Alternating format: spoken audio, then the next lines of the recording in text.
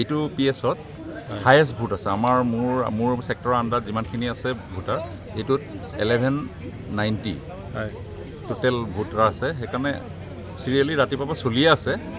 মানে দুপৰীয়াখিনি অলপ সেই পিছবেলা অলপ মানুহৰ বেছি হ'ল আহা।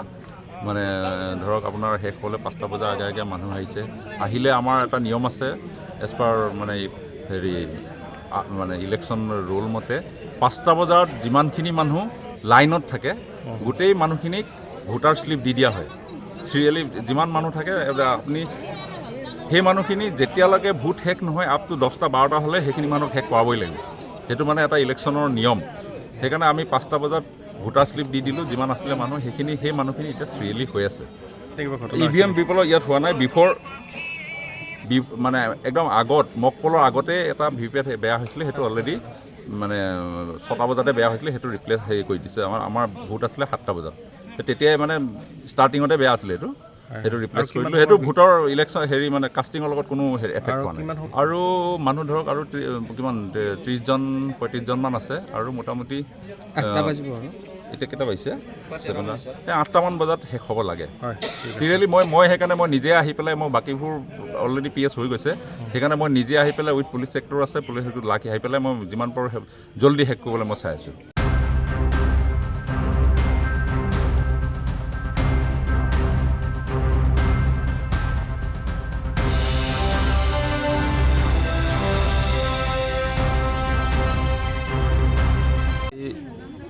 এইটো পিএছত হায়েষ্ট ভোট আছে মোৰ ছেক্টৰৰ আণ্ডাৰত যিমানখিনি আছে ভোটাৰ এইটোত 1190 টোটেল ভোটাৰ আছে। সেইকাৰণে চিৰিয়েলি ৰাতিপুৱাৰ পৰা চলিয়ে আছে।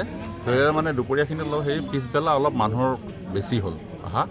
মানে ধৰক আপোনাৰ শেষ হ'লে 5টা বজাৰ আগে আগে মানুহ আহিলে আমাৰ এটা নিয়ম আছে এজ পাৰ মানে মানে ইলেকশ্যন ৰুল মতে 5টা বজাত যিমানখিনি মানুহ লাইনত থাকে গোটেই মানুহখিনিক ভোটাৰ শ্লিপ দি দিয়া হয়। চিৰিয়েলি যিমান মানুহ থাকে আপুনি সেই মানুহখিনি যেতিয়ালৈকে ভোট শেষ নহয় আপ টু 10টা 12টা হ'লে সেইখিনি মানুহক শেষ কৰাবই লাগিব। সেইটো মানে এটা ইলেকশ্যনৰ নিয়ম। সেইকাৰণে আমি 5টা বজাত ভোটাৰ শ্লিপ দি দিলোঁ। যিমান আছিলে মানুহ সেই মানুহখিনি এতিয়া চিৰিয়েলি হৈ আছে। EVM বিপলৰ ইয়াত হোৱা নাই। মানে একদম আগত মকপলৰ আগতে এটা ভিভিপেট বেয়া হৈছিলে। সেইটো অলৰেডি মানে 6টা বজাতে বেয়া হৈছিলে। সেইটো ৰিপ্লেচ কৰি দিছে। আমাৰ ভোট আছিলে 7টা বজাত। তেতিয়াই মানে ষ্টাৰ্টিঙতে বেয়া আছিলে সেইটো ৰিপ্লেচ কৰিলোঁ। সেইটো ভোটৰ ইলেকশ্যন মানে কাষ্টিঙৰ লগত কোনো এফেক্ট হোৱা নাই। আৰু মানুহ ধৰক আৰু কিমান 30-35জনমান আছে আৰু মোটামুটি এতিয়া কেইটা বাজিছে 8টামান বজাত শেষ হ'ব লাগে।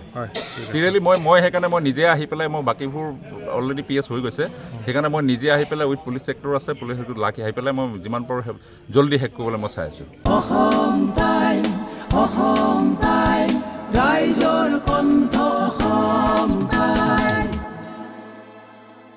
আপোনাৰ প্ৰিয় চহৰ নলবাৰীত নিজাববীয়াকৈ বসবাস কৰাৰ সপোন আছে নেকি? চহৰৰ মাজমজিয়াত মাটি কিনি ঘৰ সাজি লোৱাৰ সমস্যাই দেখা দিছে নেকি? সেই সমস্যা এতিয়া আৰু নাই। চহৰৰ মাজমজিয়াত মাটি নিকিনাকৈ নিজে ঘৰ নসজোৱাকৈ এটা বিলাসী ঘৰৰ গৰাকী হ'ব পাৰিব আপুনি। নলবাৰীত প্ৰথমবাৰৰ বাবে সেই সুবিধা আহিছে।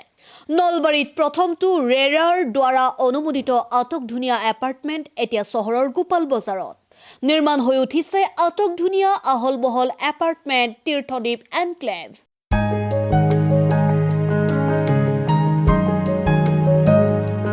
চহৰৰ গোপাল বজাৰৰ DIC পথত নিৰ্মাণ হৈ উঠিছে তীৰ্থদ্বীপ এনক্লেভ এপাৰ্টমেণ্ট। 2টা আৰু 3টা আটকধুনীয়া শুৱনি কোঠাযুক্ত সপোনৰ ঘৰ, যথোপযুক্ত গাড়ী পাৰ্কিঙৰ সুবিধা, নিৰিবিলি পৰিৱেশ, যাতায়াত আৰু যোগাযোগৰ উপযুক্ত সুবিধা। আপোনাৰ সপোনৰ ঘৰখনৰ বাবে ন্যূনতম হাৰত বুকিং চলি আছে।